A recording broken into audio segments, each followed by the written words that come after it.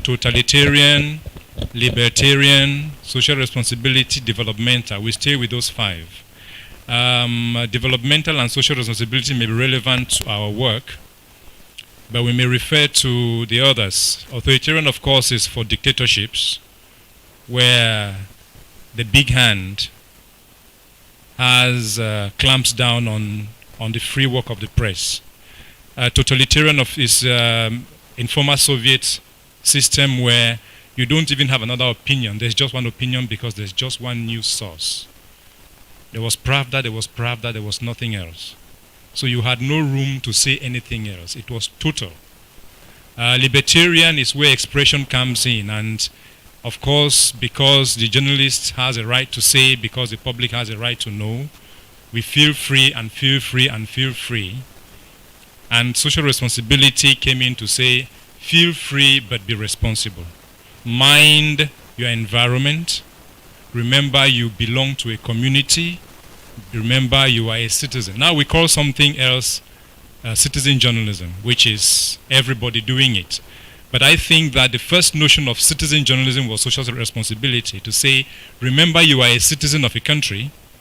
Don't put your country in danger in your reporting. Don't put your community in danger in your reporting, and so on and so forth. And developmental, of course, is promote anything that can work towards development. If exposing it will jeopardize development, don't expose it. And that is mainly African, you know, when they fool us that too much of the truth will jeopardize social peace and the government is struggling, understand that they are working hard, so don't criticize them, just support them and promote them and so on. So doing more of communication than journalism. As I said, I don't know what we've covered in terms of religious extremism, but we can just gloss over it a bit. And I know that generally when we talk about religious extremism, everybody thinks it's Islam. My apologies to the Muslims, but that is not true. My apologies to the Christians, some of the first and Judaists. Religious extremism that we know and the violence that we know were first practiced by the Jews and the Christians. So since everybody says that's not true, I'm glad that we know, so no need to dwell on that. Now if you're covering religious extremism and with the notion of from the trenches, I imagine you are in a situation of conflict. Am I right, Alan? From the trenches, on the ground, facing the consequences, managing the situations. There is a notion of reporter or supporter. We know that, right? We know the reporter-supporter dilemma as a journalist. People are in their phones. People are reporting the extremism in this room to the newsrooms already. I see everybody's head is bowed and they are not following me.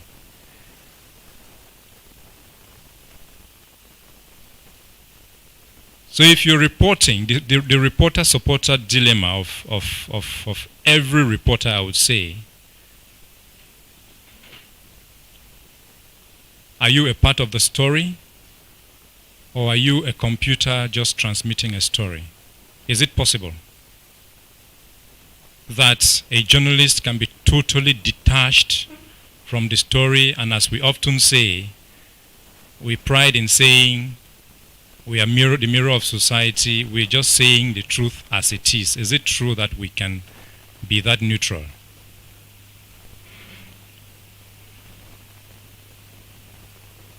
Only one person said it's not true, so the rest think it's possible. That we can be so neutral that we are not affected by the story, we tell it as it is.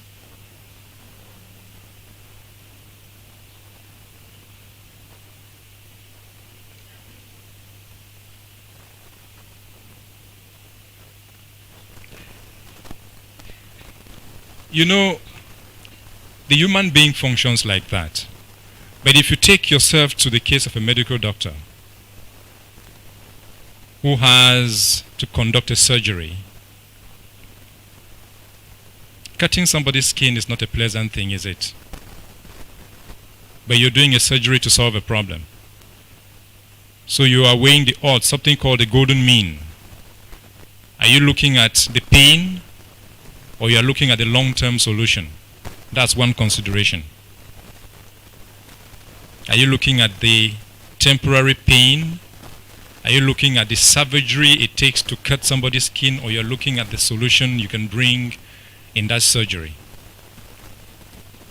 Someone walks into your community and shoots everybody of your color, of your race. You are a reporter. Your mom was killed in that shootout. Do you want to write a story, or you want to write an editorial first, condemning this act? What do you want to do as a journalist?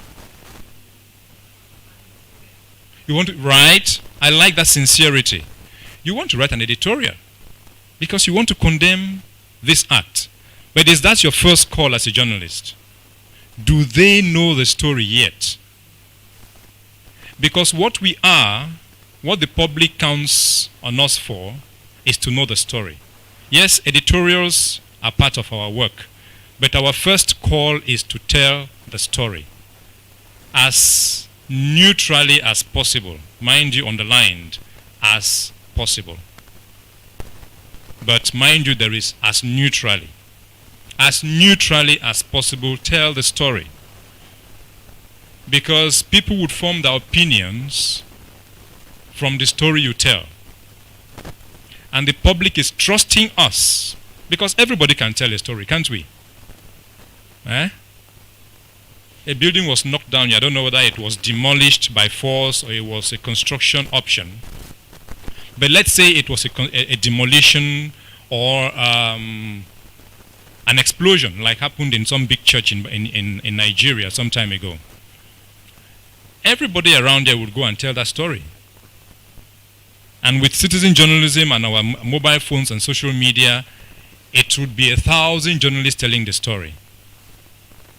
The good thing we have as journalists is, even with that, people are still waiting to watch TV news in the evening. But for that merit, we are finished. And people are waiting to read it in newspapers. The question is it, okay, I'm waiting for the news to see whether it's true. If that were not happening, then journalism is finished. Now, if journalism still exists in spite of that, there was a time there was no citizen journalism. Everybody waited for the journalist. But now there is citizen journalism proliferating the whole field with stories. People, excuse me, people still wait for the journalist. That trust the public has in us, we have to reward them for it by trying as much as possible to tell a dispassionate story. Now, if you're telling the story as dispassionately as you are doing, there are consequences you will face. Your uncle will ask you, they killed your mother, and you are saying she was in the group that provoked the problem.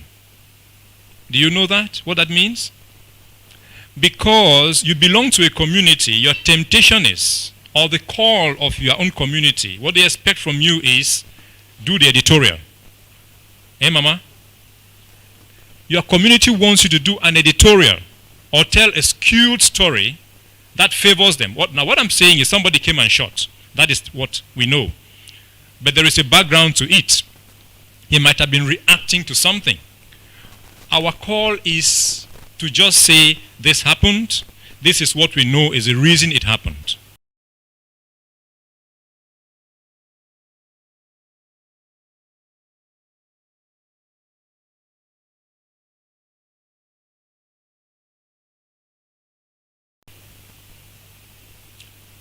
It's asking you, this guy comes from nowhere, shoots everybody, including your mother, and you are going to dig the reasons why the guy shot them, which includes that our community provoked a situation.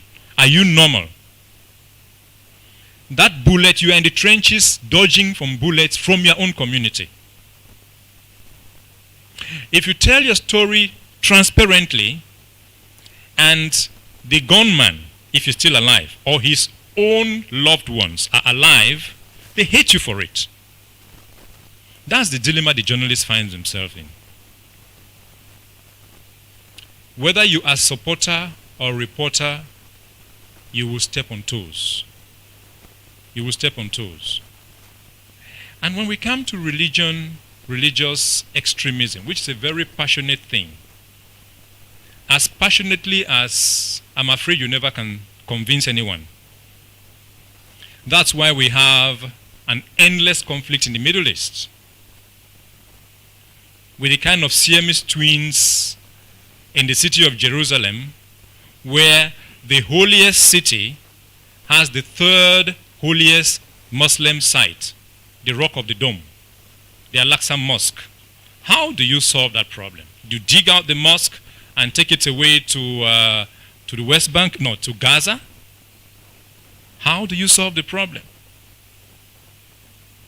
So always there is a dilemma. In about everything in life, there's a dilemma. And so if you are, Shireen Abdul Akle is the latest who died, right? The Al Jazeera reporter. Oh, that was only last week. The Al Jazeera reporter who was shot in the line of duty.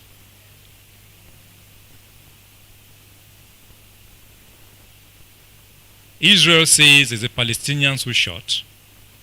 The Palestinians say, and Al Jazeera say, it's Israel that shot. What's the probability? Who more likely shot?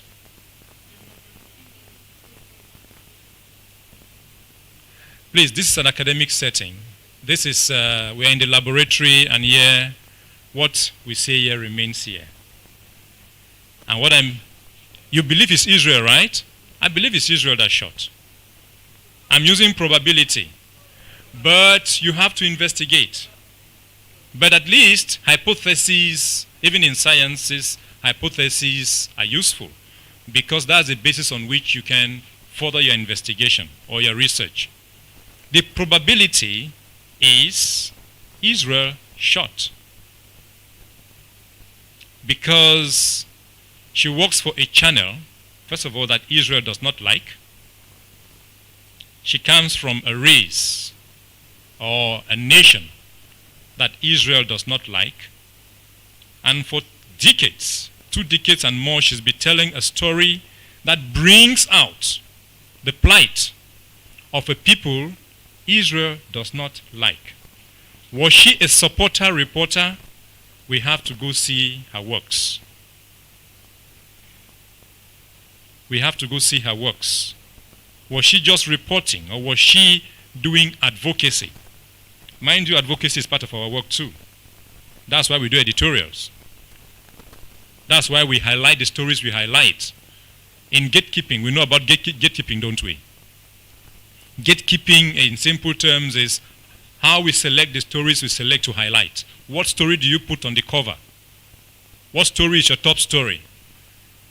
This blast, if it happened here, every paper will not have it at the same position. In your hierarchy of importance of the news, some would have it as a banner headline, some would have it somewhere down the line, and some would just have it as a brief, or some will not even report it. So in our gatekeeping, you can tell our advocacy. But that is not our first call. Our first call is to tell the story. Now, if you are reporting a story that concerns your own religion, I take Shireen Abdul Akle again. She's Palestinian, though American she was. If she works for Al Jazeera and reports from the Palestinian territories, it means she lives there. And every evening, like they say, she's on the news telling the story. And every evening, she's trying to be the best journalist in the world to say flatly that the Israelis only shot at Palestinians. They were just doing the patrol peacefully. And then Palestinian boys started stoning them. And then they used rubber bullets. And then the Palestinians started using rockets, and then they used live bullets and missiles and warplanes and bomber jets and stuff. Are you sure that she would sleep peacefully in her mother's house and the boys won't come there looking for her to say, who do you think you are? You are so insensitive to our plight. What am I trying to say? We leave a dilemma in our work. How do we walk the thin line? Of first of all, not being supporter, being just reporter. But also in simply being reporter, how do we not hurt feelings? Or how do we manage hurting feelings? What can we do?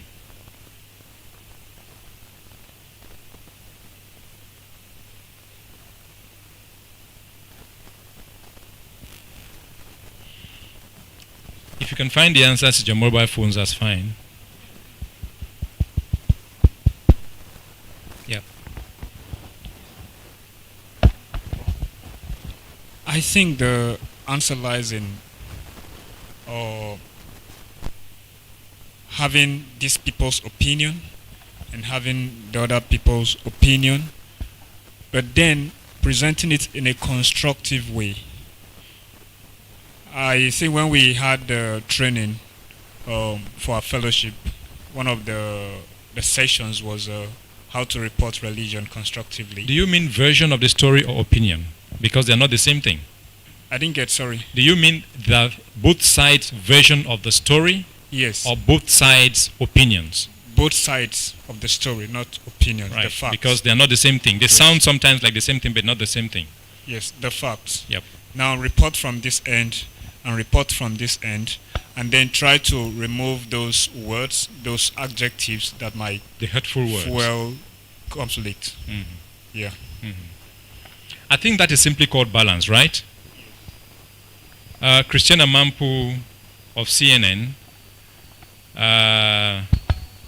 who has reported all the big wars or all the armed conflicts you can tell, and these conflicts, you know, of course, they mostly involve America, and she works for a channel that Donald Trump says, is he right or wrong? Thinks it's very subjective. Christiana Mampu says objectivity is not possible, but strive to tell both sides of the story. I know that people can ask for too much from us, but if you have been fair and balanced, you can go to sleep. Because as I say, in being fair and balanced, you will still be hated by somebody who preferred you didn't give the other side of the story. But we just have to exist. That is the difficulty of our job. We have to manage it that way, and I think that people get to understand. There is something called media literacy which needs to be promoted for people to know that this is how it's just like the job of a referee. Now, I take you to football that we Cameroonians love a lot. It looks like it's the only thing we have left. You know? I think Nigeria is more than us in everything, but we are more than them in football. We beat them always, you know? So we were all but gone for the World Cup. I mean, out of the World Cup. Because Algeria came and beat us right in Douala. I mean, when you've beaten somebody away, you know the home advantage. It still applies in Africa. It doesn't apply in Europe anymore. So they were sure they were just going to finish the job. And the match was going. They scored the goal that gave them the final edge 2 minutes to the end. Was it 2 minutes to the end? And they started sleeping on the field, wasting time so that the match would finish. And one last throw in, Cameroon scored. It was only seconds to the end of the match. Now, that referee disallowed goals by consulting VAR. But do you know that until today, Algeria is contesting that Cameroon victory. What am I trying to say? Because in our work, we have an arbitration role. Not necessarily calling people to solve the problem, but in telling both sides of the story, you are listening to the two sides and telling the story, and so we have that arbitration role. And of course, the person the story doesn't favor. I'm not saying the person the story hurts. You have been as fair as possible, but the person who feels disfavored, perhaps because they didn't want the other side's story to be told, will not like you for it. That is our cross. Who doesn't know that it's a dangerous profession? It's a risky profession. Who doesn't know? So we choose to come into it, and we face it. I know that we must be alive to tell the story, and we shouldn't commit suicide by letting them kill us. You know? Even Jesus, who came to speak the truth, when it wasn't time for him to die, he didn't offer himself. At the age of 12, when he went to the synagogue and the big teachers felt he was speaking too much and wanted to hurt him, what did he do? He ran away. Fine. So, yes, we have a duty to tell. The public has a right to know. We can be as fair as we can. We must be brave, but we must be safe. And to be safe is to be as professional as possible.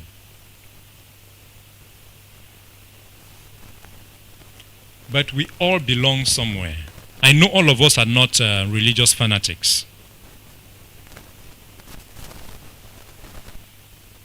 But even those who are not religious fanatics are fans, and I would say fanatics of some religious figures. Osinachi, right? Even non-Christians were rooting for Osinachi when she died. And woe betide you if you raise any question that could embarrass Osinachi. I got a lynching for asking a few questions.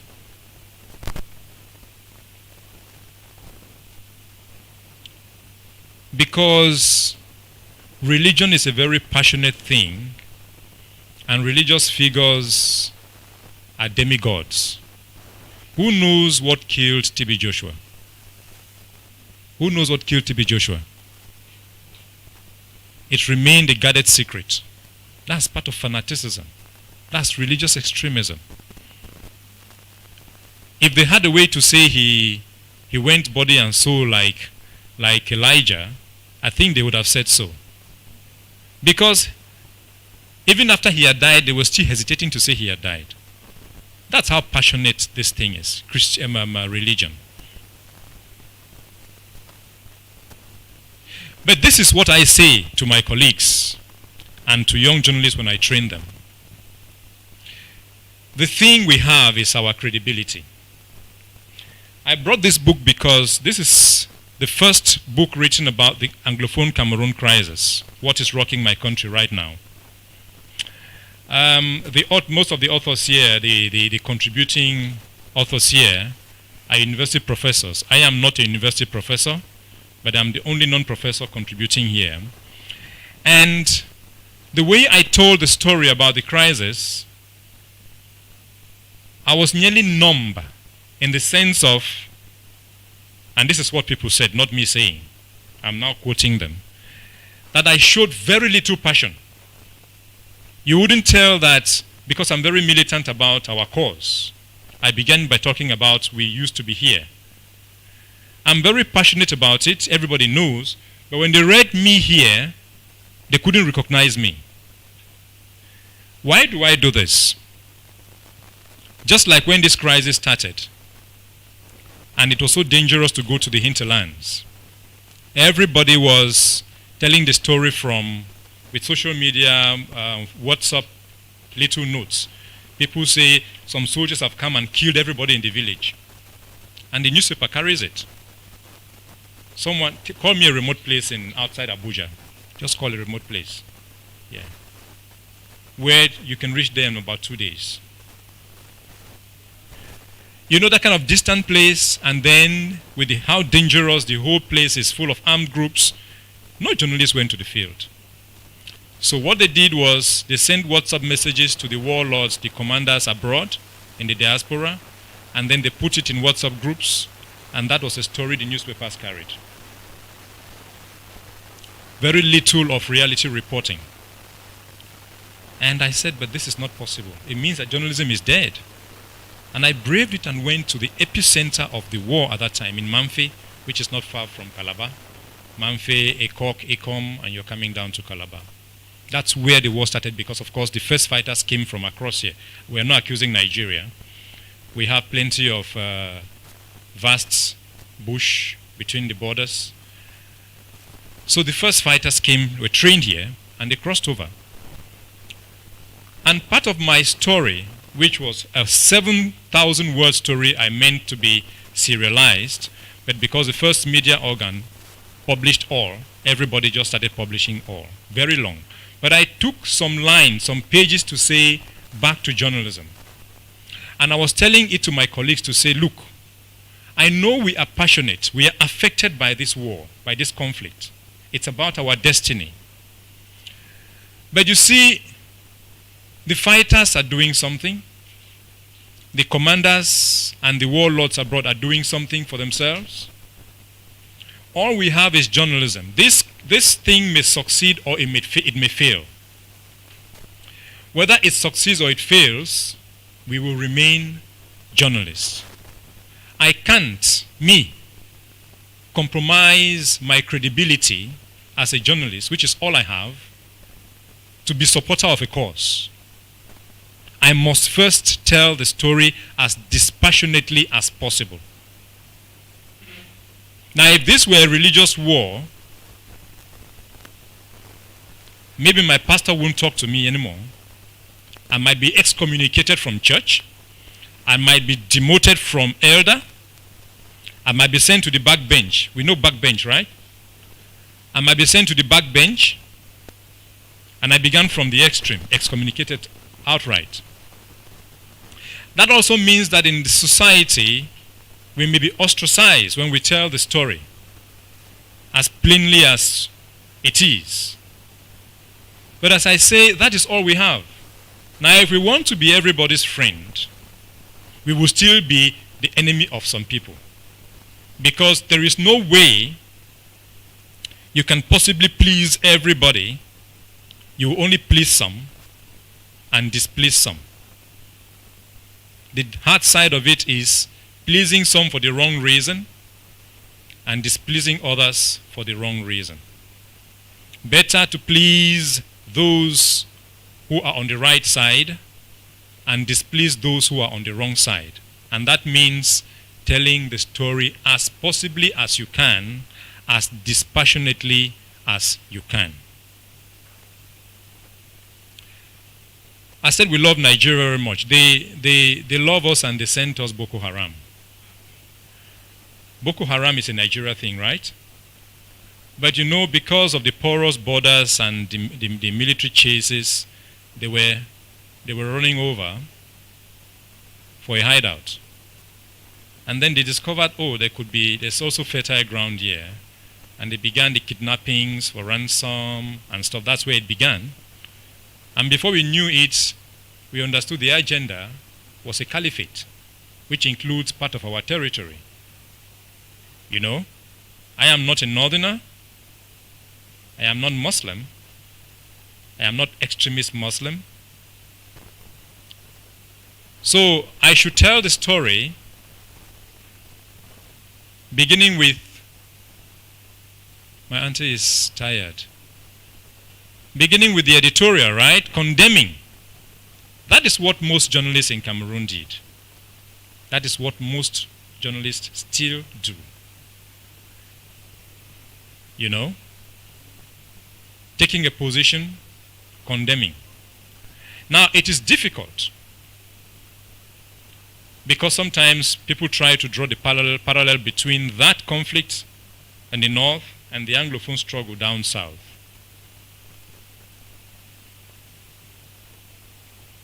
But the Anglophone leaders say this is a community nationalist problem, that one we don't know the agenda. But I have heard discussions in Nigeria that have tried to find a link between that and a separatist tendency in Nigeria, the Northeast. Am I speaking to Nigerians? That Northeast, that was part of Cameroon, that voted in the plebiscite of 12 February 1961.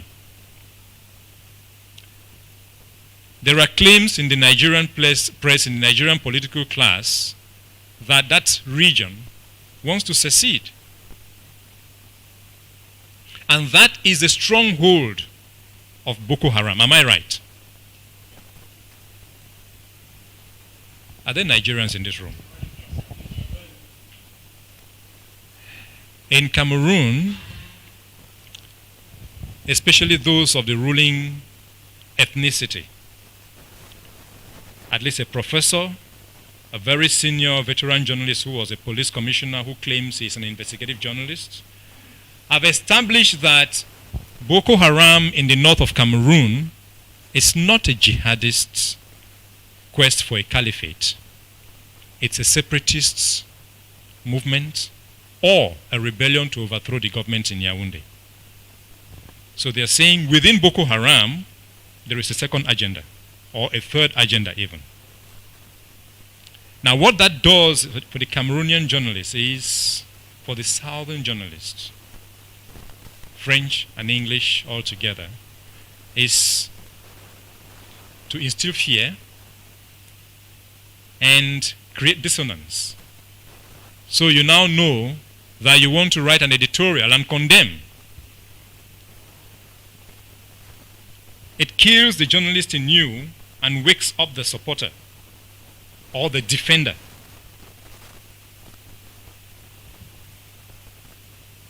Now, since this is about investigating religious extremism, can we talk a little about journalism investigation? You can't investigate without talking to people. You just talked about giving the sides of the story. How do you tell all sides of the story? I prefer to say all sides, not just two, because there could be it's not always two protagonists. It could be 3, 4, 5. How do you tell all sides of a story without talking to the protagonist? And number 2, how do you talk to the protagonists of Boko Haram when they are presented as some monsters who eat up people? Are they human beings? Are they human beings? They are not? Shekau was not a human being? Anyways, they are human beings. And the journalist has to speak to them to write a story. In my country, in 2014, there was a law, anti-terrorism law, which prohibits you to interact with them. You have it in Nigeria. A journalist for Radio France International, Awusa, Ahmed Abba, faced the military tribunal simply for talking to Boko Haram protagonists to write a story. And they said if he met them, it means he's collaborating with them. And he had to report to the authorities that they are here or there. As a citizen, they're coming to play on social responsibility. That he had to report, these are enemies of the state, you cannot meet them to write a story. It means you are collaborating with them. That's 2017. In 2014, just after this law came into force, 3 journalists were dragged to the military tribunal because the state claims that they had information about something and did not report to the state. What is one of our defenses in news gathering about sources? You protect your source, don't we? Now, if you have to reveal your source every time, you would have no sources anymore. And there is no journalism without sources. Yes, please. Microphone. There was a program I attended, and it was about media law. Now I understand the ethics said that we should not disclose our source, but in media law, the law says any information you have that put threat to the security of a country or a state, you need to make it available, except contempt of court. What do you consider threat to the state? Come again, sir. What do you consider a threat to the state? My source. No, what if you have any information that can be a threat to state security? Okay. How do you establish that this is a threat to state security? No, especially when it comes to information that has to do with security. Like, for example, we are talking about these Boko Haram issues, and you said 3 journalists were summoned to the military tribunal because they have information that they are not using. So such information, from what I've gathered, could cause anything, could put threat to the security of that particular. You are right and not so right. You know, these are the kinds of laws that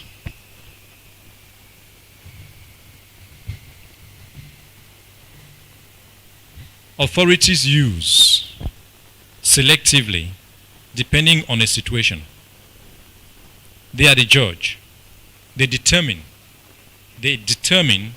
that it's a threat. You understand? Now, what about the fact that if I am going to report, if I meet Shekau and Shekau is telling me we are attacking Kaduna tomorrow, and I report the story, am I helping the state or am I not helping the state? I would say I'm helping the state. Or if he didn't tell me, if I sat somewhere and overheard them in a conversation, plotting, tomorrow we are hitting Kaduna, and I report the story, have I endangered state security or I have helped state security to be on guard? Yes, please. For me, I feel that is where information management and professionalism comes in. Sure. Now, not everything you as a journalist, or not every information you are privileged to, that you just write about. Sure, Even sure. if I agree. you know. I agree. For example, Shekau is meeting you tomorrow and telling you, I'll be attacking Kaduna tomorrow anyway. You should know how to use words, and that's why we are journalists. How to use words, probably just project or you forecast that something like this. Not to say it's Shekau who says it. Okay, so the journalist has to protect. Let's go back to the principle. The journalist has an obligation to protect their source.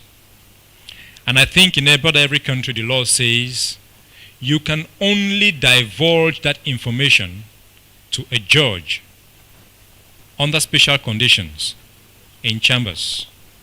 That is to say, not in open court, because people will know who the source is. You will tell the judge alone, and you're telling him on his honor that he will not tell anybody. Because if he does, he's exposing you to danger.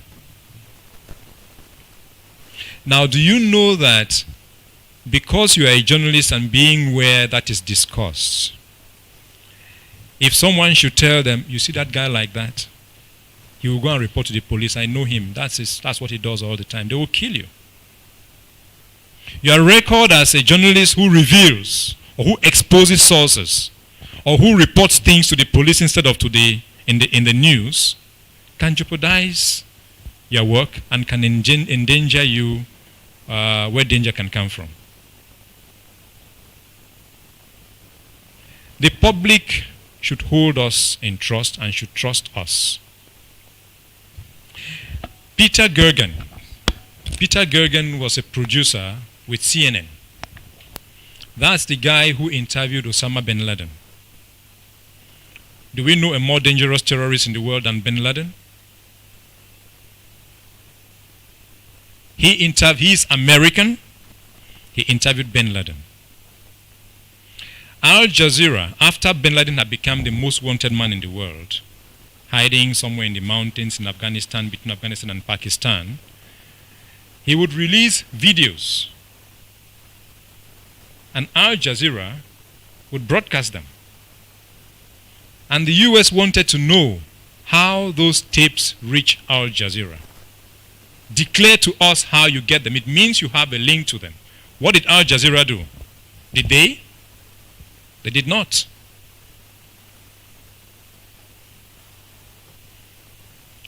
Our job is risky. But we have a choice. Now, sometimes I tell people, whether you fear dying or not, you will die. Whether Shireen Abdul Akle feared death or not, a bullet hit her. She's gone. If you don't die by a bullet or by execution or by a stray bullet or something, this building can collapse and we die.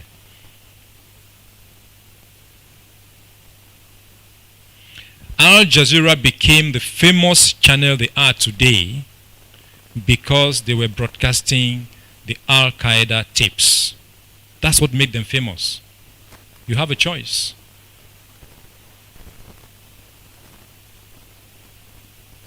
If the US had a way, and I'm sure they did because their secret services can do that, to track how the tapes get to them so they can follow that track back to go find, because that's what they wanted. Now, if you are reaching Bin Laden, we are looking for him. Tell us where he is. Is that your call as a journalist? Can we take some more questions? They can come from the organizers. They can come from maybe to reorientate me. They can come from the floor.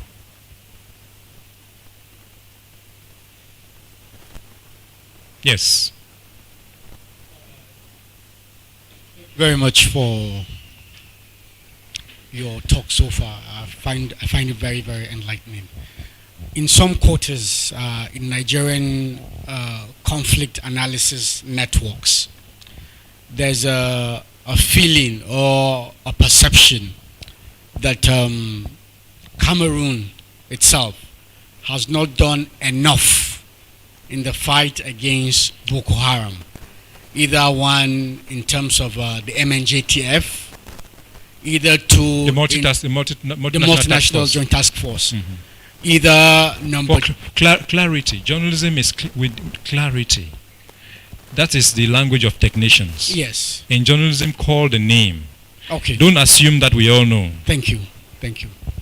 So either in the work of the multinational joint task force or in the cooperation, in the bilateral cooperations between the two countries, some allusion have been the fact that maybe it's because it's Francophone Africa, there's some foreign agenda to undermine the area.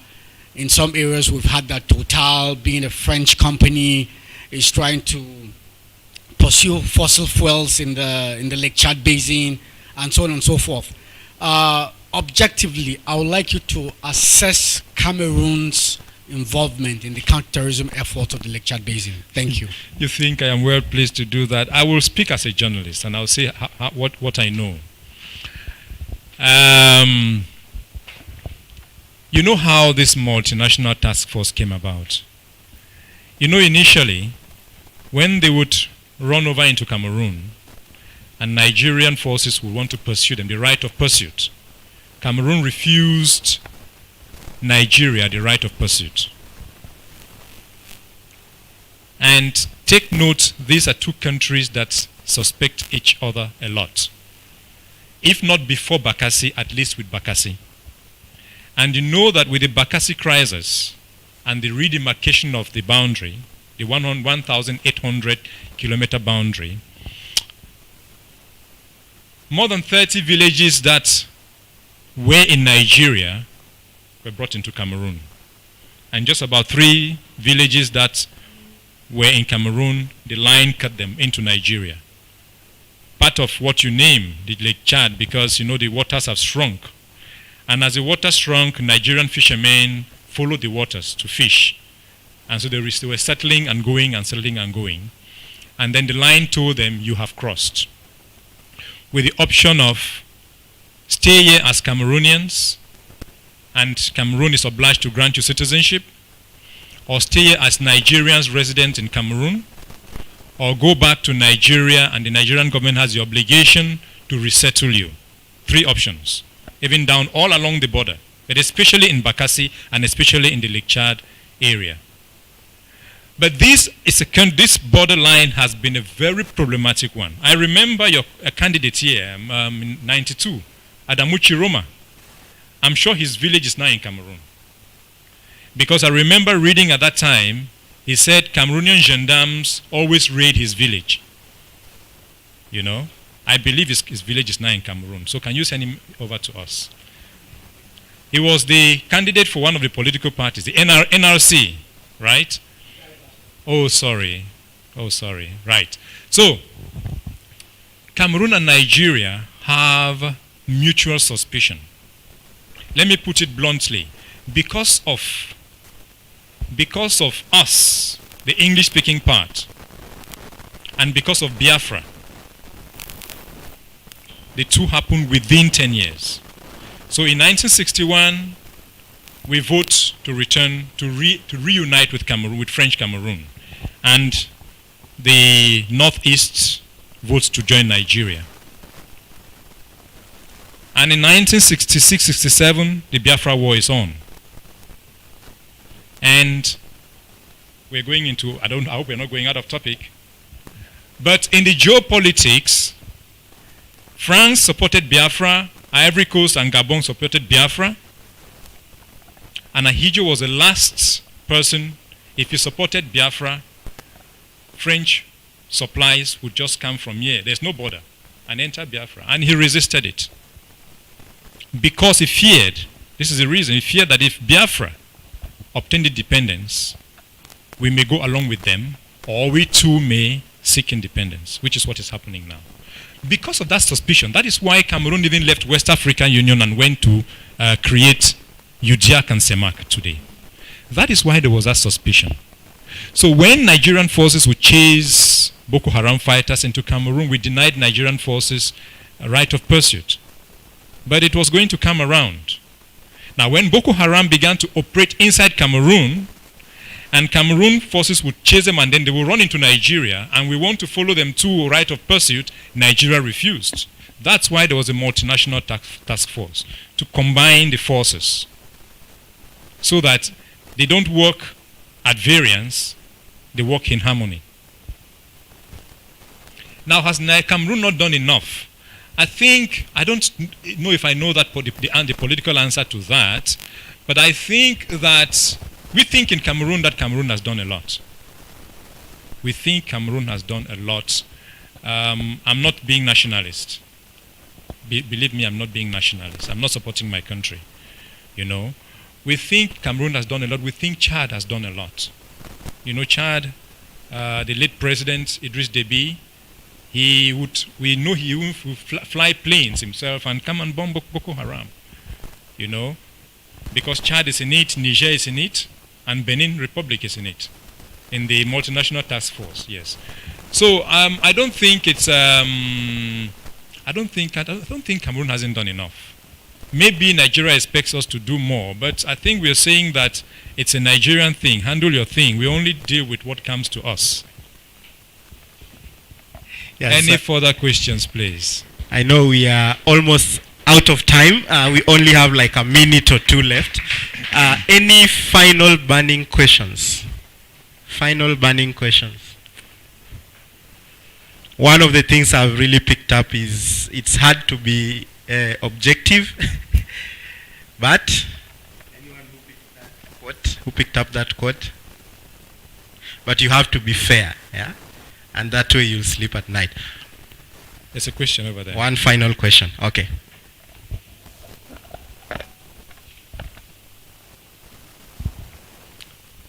Thank you, sir. If a journalist has the privilege of getting an intelligence report that maybe Abuja is to be attacked, and he verifies the information and get to know that it's authentic, if in the interest of the people, so as not to panic, That's the word. Yep. instead of reporting it, now get in touch with the security agent or agencies so that they can kind of outsmart the hoodlums.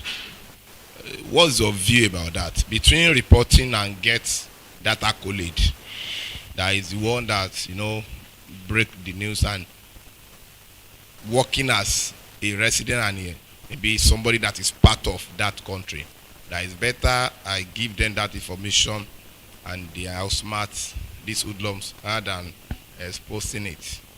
So which one, and what's your view? Thank you, sir. That is how to interpret and implement social responsibility. Because there you're looking at your social responsibility to your community, to your country. You are looking at the impact. Libertarian journalism doesn't care. I see it, I tell it. I'm a mirror of society. The social responsibility says, weigh the odds. Weigh the odds. Now, how do you judge the odds? What is panic? If that attack happens, wouldn't there be panic? Now, if you think, and he said something, who said it? About toning it down. You know?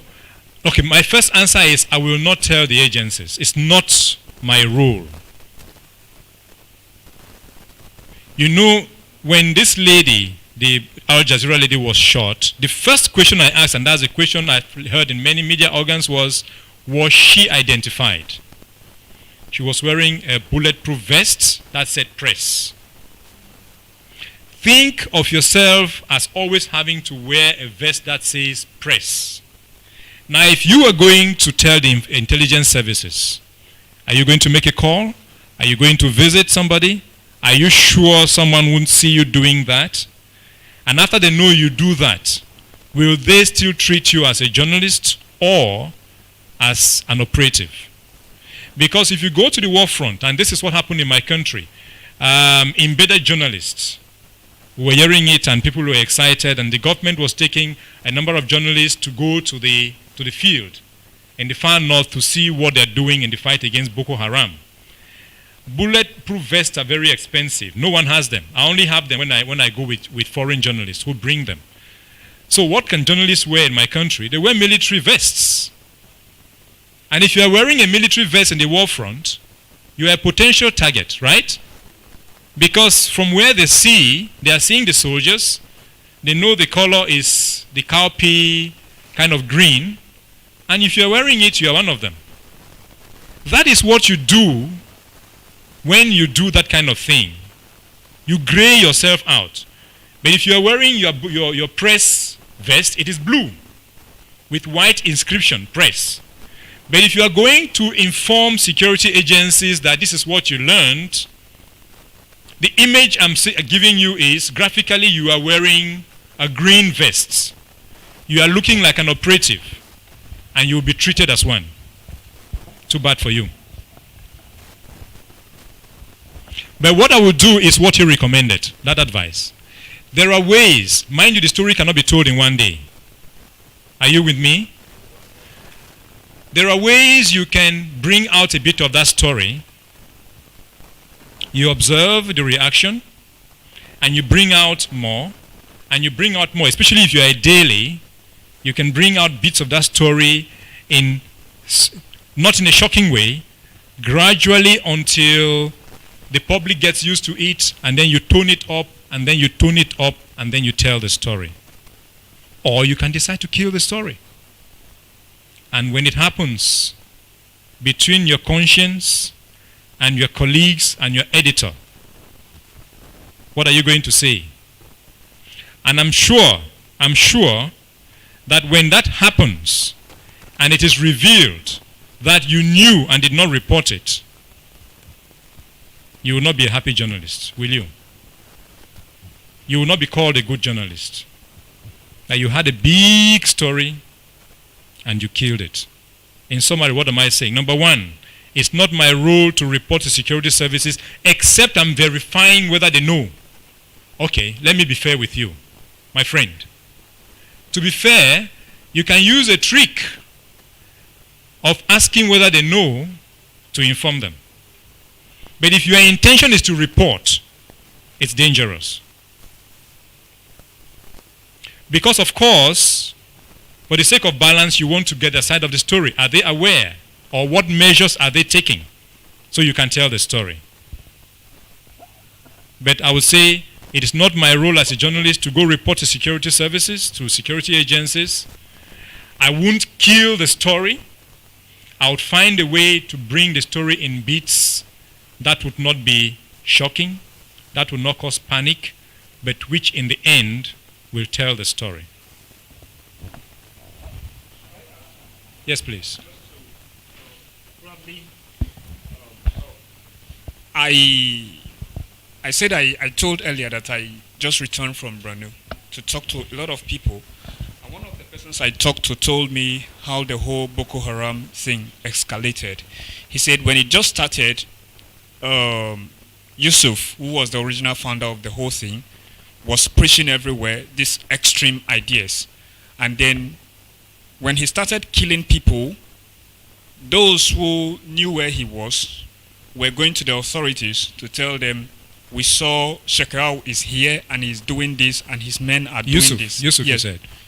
Yes, Yusuf rather. So he said every time such information was leaked to the authorities, somehow Yusuf had to know. He had a way of knowing. So the information was being leaked, whether it was coming from the journalists or from people around. He had a way of knowing. And then if you told that he did this or his men did this or they were going to do this, you become the next target. As a result, the people stopped talking. As they stopped talking, the thing started escalating. At some point, the security men who were actually, some of them were actually siding with him. They were part of him. So initially they were being mild because some of them were part of him. And then, but later it got to the point where they started attacking the security people themselves. This was the point where the security men needed the cooperation of the people on ground. But the people were not forthcoming to talk because if they told you, Yusuf had a way of knowing. He told me that sometimes the information actually came from the press. The people they trusted that if Yusuf told this to a journalist, for example, they trusted that the journalist was not going to leak the information. But somehow, some of the journalists were leaking the information. And then the guys became toughened, so much so that even if you were their friend, and they knew that you had heard something about them or what they were going to do, they were going to attack you, whether or not you're a journalist. That's when you put yourself on the line of fire. You lose your neutrality. All right, we just have one final 15-minute session, but I want to thank you, Franklin, so much for the insights. I believe that everyone has learnt a lot. You now kind of have some bit of ideas, additional ideas from what you already know. And yeah, thank you so much, Franklin. I will invite Anita to just give a very quick demo, yeah? Because one thing we want to insist on is how do you gather the data, yeah? And especially related to the religion and rights topic that we've discussed today. So I'll give Anita the chance to just quickly do a very quick demo using meltwater, and then we'll be able to